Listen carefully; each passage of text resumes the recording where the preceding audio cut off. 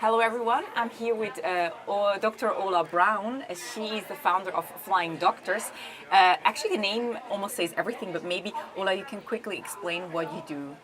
So we're an air ambulance company operational in West and Central Africa, and our job is to move people from an area where they've overwhelmed the level of care to a more suitable level of care for them. 50% of our evacuations are in the region, so in the West and Central Africa region, either within countries or between countries in the region, and then the other 50% are international, so most expats that get stuck in accidents or have medical emergencies, or we've even had one case of an expat getting attacked by a hippo.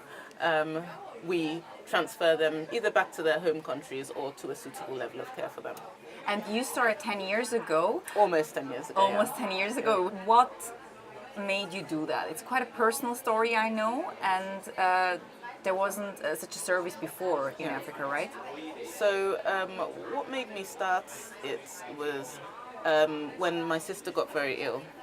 In Nigeria, she was on holiday and she got very sick, and we couldn't get an air ambulance. There was no way of moving her, and eventually she died, and she died at 12 years old.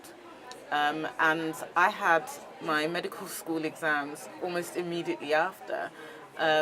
So the deputy dean discussed with me about maybe taking a year out or not taking the exams at all. Because I was really, really distressed, and my housemates were really worried about me, actually. And the only kind of thought that kind of got me through at that stage was just thinking maybe I can solve this problem, and maybe I can prevent this from happening to somebody else.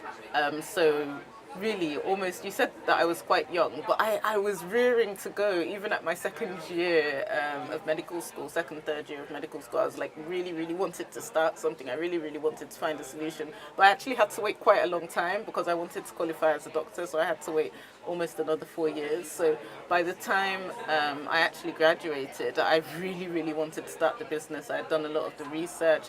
I had been working in different air ambulances. I had taken with different air ambulances, so in A&E, but researching air ambulance, and I'd been sort of reading, trying to build a business model around it. So I was really, really rearing to go once I finished medical school. It's very impressive. I mean, you studied medicine, so you're a doctor yourself. You grew up in London, and then you went to Africa, a continent that sometimes, or here in Europe, is seen as a poor country that needs charity and all that. This image bothers you. Why? It really does bother me because when I look at the difference in terms of development, when we compare Africa to Asia, most African countries and many Asian countries were almost at the same level as development if you look at 50, 60 years ago. But I think that trade, business focus, a focus on investment is responsible for the rapid growth that you've seen in Asia that you've not seen in Africa. And I think that young Africans like myself and like millions of other Africans around the continent really have to change our narrative to one where change the lens that we're viewed by the world from one of sort of disease and poverty and war to a destination for investment where you can get returns. And you somehow are quite successful with your business, right?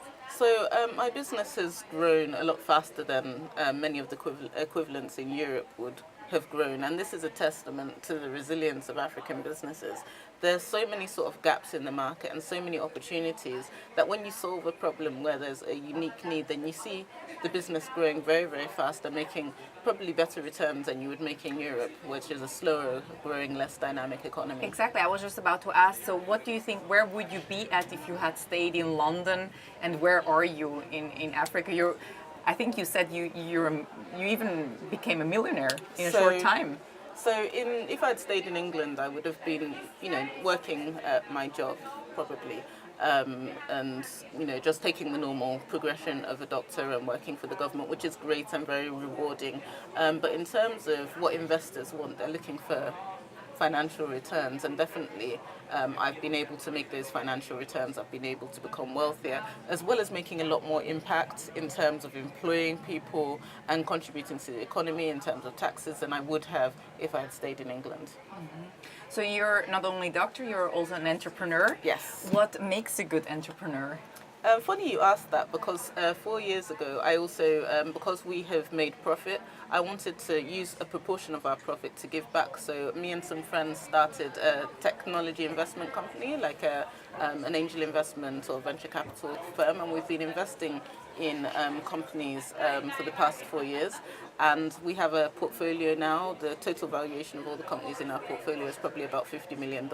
So I've not only been an entrepreneur, but I've also had the opportunity to help other entrepreneurs with capital and with mentorship. And I would say that one of the key things for me I'd say two things make good entrepreneurs. Number one, an attitude of continuous learning, being always a student, always willing to take on new ideas, always willing to learn. And the second thing I would say is what I call grit, like a sort of perseverance and resilience and a very, very firm belief in self.